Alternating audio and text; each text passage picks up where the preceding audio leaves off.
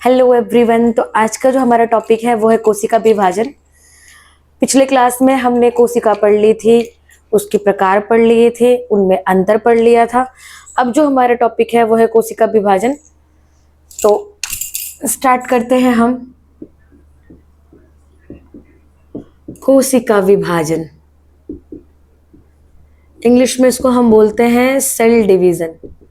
क्या होता है इसका मतलब पहले ये जानते हैं हम।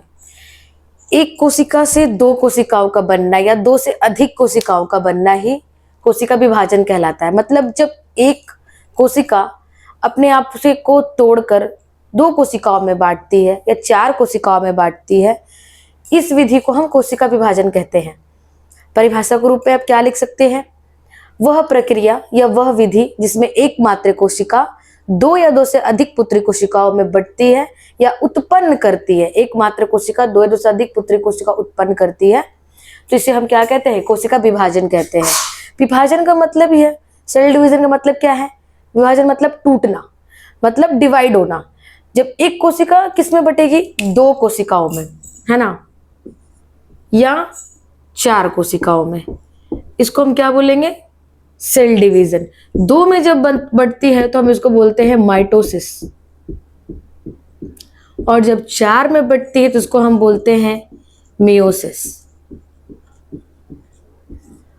अब जान लेते हैं माइटोसिस क्या है और मियोसिस क्या है। तो कोशिका विभाजन तीन प्रकार की होती है। एक होती है ए माइटोसिस, माइटोसिस दूसरी, और तीसरी होती है मियोसिस। ई माइटोसिस क्या होती है? कोशिका विभाजन की वह विधि जिसमें एकमात्र कोशिका दो पुत्री कोशिकाओं में बढ़ती है। इससे भी इंपॉर्टेंट ये चीज है कि ए माइटोसिस होता किसमें है? ए माइटोसिस जो होता है वो हमारा अमीबा में होता है। अमीबा आप लोग को पता है एक कोशिकीय जंतु है। इसके अलावा ईस्ट में होता है। इन सब में ए माइटोसिस की क्रिया होती है। माइटोसिस क्या है? वह विधि, कोशिका विभाजन की वह विधि जिसमें एकमात्र कोशिका दो पुत्री कोशिकाओं में बढ़ती है, सेम एज ई माइटोसिस। तो अंतर क्या है? अंतर यह है कि माइटोसिस बहुकोशिकीय जंतु में होता है, जैसे हम, आप, गाय, भैंस, बकरी। ये जो बहुकोशिकाएं होती है, जिनकी बॉडी बहुत से सेल से मिलकर बनी होती है, उनमें माइटोसिस होता है। माइटोसिस हमारे बॉडी के किस पार्ट में होता है ये जानना जरूरी है। दैहिक कोशिकाओं में। दैहिक कोशिका जो होती है, हमारे शरीर की जो कोशिका है, ये जो आपके हाथ पांव की कोशिका हुई, इनमें हमारी माइटोसिस होती है। इसको हम लोग सोमैटिक सेल्स भी बोलते हैं। सोमैटिक सेल्स, दैहिक कोशिकाओं को हम सोमैटिक सेल्स भी बोलते हैं। तो सोमैटिक सेल्स में होने वाली विभाजन को हम माइटोसिस के नाम से जानते हैं। अच्छा, इसे हम समसूत्री भी कहते हैं। समसूत्री विभाजन भी कहते हैं। क्यों कहते हैं? जान लेते हैं कि हम माइटोसिस विभाजन को समसूत्री विभाजन क्यों कहते हैं। क्योंकि माइटोसिस विभाजन के फलस्वरूप उत्पन्न हुई पुत्री कोशिकाओं में क्रोमोसोम की जो संख्या होती है वो मात्र कोशिका के बराबर होती है, इसलिए इसे हम समसूत्री विभाजन के नाम से जानते हैं। जैसे अगर हम मान ले कि मात्र कोशिका में 2n थी, तो पुत्री कोशिका में भी 2n जाएगा। अगर आप मान लीजिए कि मात्र कोशिका में n था, तो पुत्री कोशिका में भी n जाएगा। मतलब जितने क्रोमोसोम्स मात्र कोशिका में रहते हैं, सेम नंबर ऑफ क्रोमोसोम पुत्री कोशिकाओं में जाते हैं। इसी कारण से इसको समसूत्री विभाजन के नाम से भी जानते हैं। सम मतलब क्या? समान। तो इसीलिए इसको हम इक्वेशनल डिवीजन, इंग्लिश में इसको हम बोलते हैं इक्वेशनल डिवीजन। इक्वेशनल डिवीजन के नाम से इसको हम जानते हैं। अब आता है मियोसिस। मियोसिस कहाँ होती है?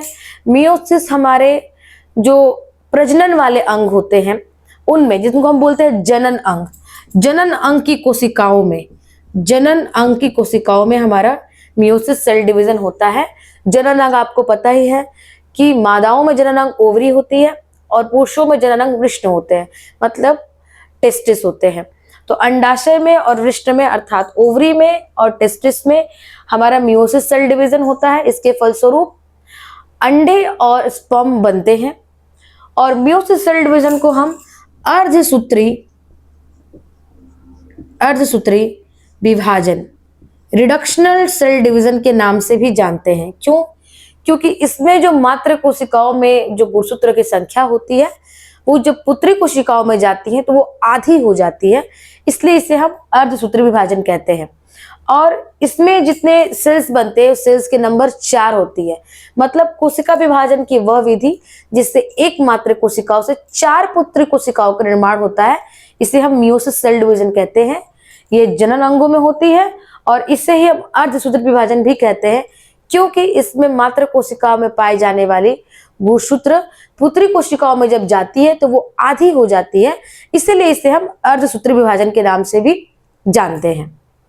अब अगले क्लास में हम डिस्कस करेंगे गुणसूत्र के बारे में और गुणसूत्र से कैसे विभाजन की ओर हम बढ़ते हैं। इसके बाद हम डिस्क्रिप्टिव रूप में डिस्कस करेंगे माइटोसिस और मियोसिस कोशिका विभाजन को। आगे क्लास में हम समझेंगे।